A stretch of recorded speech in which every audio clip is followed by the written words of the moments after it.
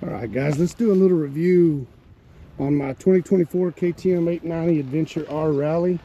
Let's do a review on the luggage that I've got on this bike today. I'm running the Mosko Moto Hood 5 tank bag, and I've got the Molle Slim pouch on top. It's where I carry all my extra SD cards, my wallet, all that stuff rides in here. It's got a cell phone pocket in it. It actually has a spot where you can run your charger out. I keep all my cards up top in the zippered pocket. I had the Molle small pouch on here before. It leaked. It was not waterproof. When we were on the Continental Divide, everything that I had in it stayed wet. Just got saturated every time it rained. This one is actually waterproof. Sure, if you went through a pressure washer, water's going to get in little spots like right here, but just sitting out in the rain, your stuff should stay dry inside this one. That, and it's a little bit slimmer. I mean, it cuts about 1.5 inches off. Fits the shape, the contours of the top of the tank bag great. I mean, in all reality, I think this is the only tank bag that Mosko Moto offers that is 100% waterproof. So if you're looking for a waterproof tank bag, this one's the way to go. It's done a great job. I ran a charger up in it. I put an SAE port here on my bike, right up here in the front. Wired it into the ignition system so I can unplug it and plug it back in. I've got a charger inside the tank bag. I've got a bunch of crap in here right now. Ran a charger inside it, keeps my GoPro batteries and stuff charged. It comes with this bag.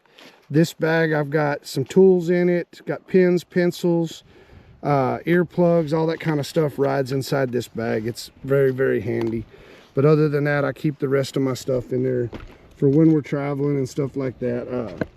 I thought about upgrading to the Nomax, but I was kind of worried about the size of the Nomax, where it's going to sit on a seat. I've watched a lot of reviews. I may go ahead and do it. Just not real fond of having to put the raincoat on it. This one, if it starts raining, you're already waterproof. You don't have to worry about nothing. You don't have to change anything. Other than that, it has been great. It's really served its purpose. It does get in the way a little bit if you're doing some really aggressive single track. You're standing here, it kind of hits you in the junk a little bit here, but nothing crazy. I mean, it's not like it racks you or anything. It's just, it gets a little bit in the way when you're standing just too close to it. But actually having that lower bag on here on the top has actually helped it. The other thing I've got right now is I've got the Mosko Moto Reckless 10 on here. I own the Reckless 80 and the Reckless 40. I've taken the Reckless 80's Stinger 8, and that's what's up here right now.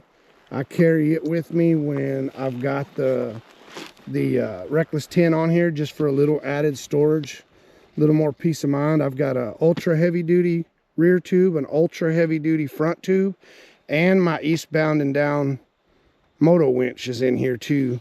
I keep it up top, so if I ever lay the bike down, I'm trapped under or something, I can still get to it because it's in the bag, and I've got it facing forward. That way I can open it.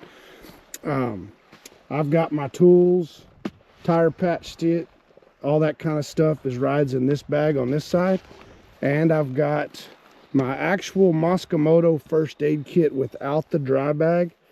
When I got the Reckless 40 or the Reckless 80 on, I stick the dry bag, put the first aid kit inside the dry bag and stick it in one of the aux pockets. But with this kit, I just took it and shoved it inside this dry bag, because the dry bag for the first aid kit holds the first aid kit and nothing else. I could fit the first aid kit in here, and then I've still got a little additional room. I've got some dude wipes and some other stuff in there. You never know when nature's going to call while you're out riding the trails and stuff, so I just carry all that stuff in there. I run the knobbling system. I've got the knobbling for every one of my kits. That makes it faster getting it on and off the bike. I've got it all tied to actually a nice CNC luggage rack. It works really well. This kit's great for day rides, coming out here to the ranch, doing stuff like this. But when we go on a trip, depending on how many days we're going to be or how much riding we're going to do, sometimes I'll put the 40 on, sometimes I'll run the Reckless 80. When we did the Continental Divide, we took the 80. We weren't planning on camping, but we knew there was always a chance every night that we may have to. We took the camper with us. My mother, my wife, and a friend of mine met me and another buddy of mine at location every night. So we would leave out in the morning, they would ride to the next location and actually set the camper up. And when we got there that evening, the camper was done. All we had to do was get there, eat dinner, and go to bed and get ready to ride the next day. But with that being said, we went ahead and took all of our camping stuff, changes of clothes, all that, just in case something happened and we might get stranded. But as far as the Mosko Moto stuff goes, you get what you pay for. I used to have the Tuss Traverse system on here. I think I've got a video on YouTube, just a quick walk around the bike, and I had the Tuss Traverse on there then. It's their small saddlebags type luggage like the Reckless 10. It is not waterproof. Every time I went somewhere and it rained, everything in my bag got soaked.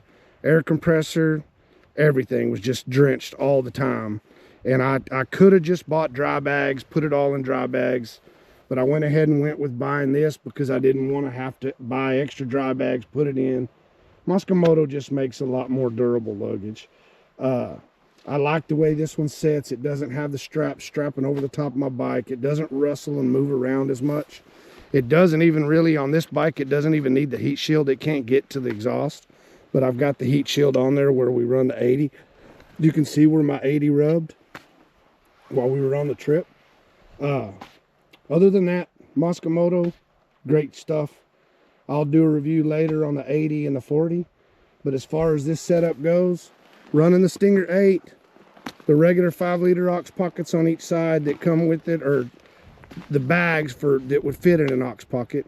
But it is the Reckless 10. That's what we've got right now as far as the Mosko Moto stuff goes. All right, guys, thank you very much. Appreciate it. Like, subscribe. Please join our channel. We could use the viewers. We're new to YouTube. We're just trying to get it started and get it going. We could use your help. So if you like this kind of content, let us know, and we'd appreciate joining us and giving us any feedback that you might have. Thank you.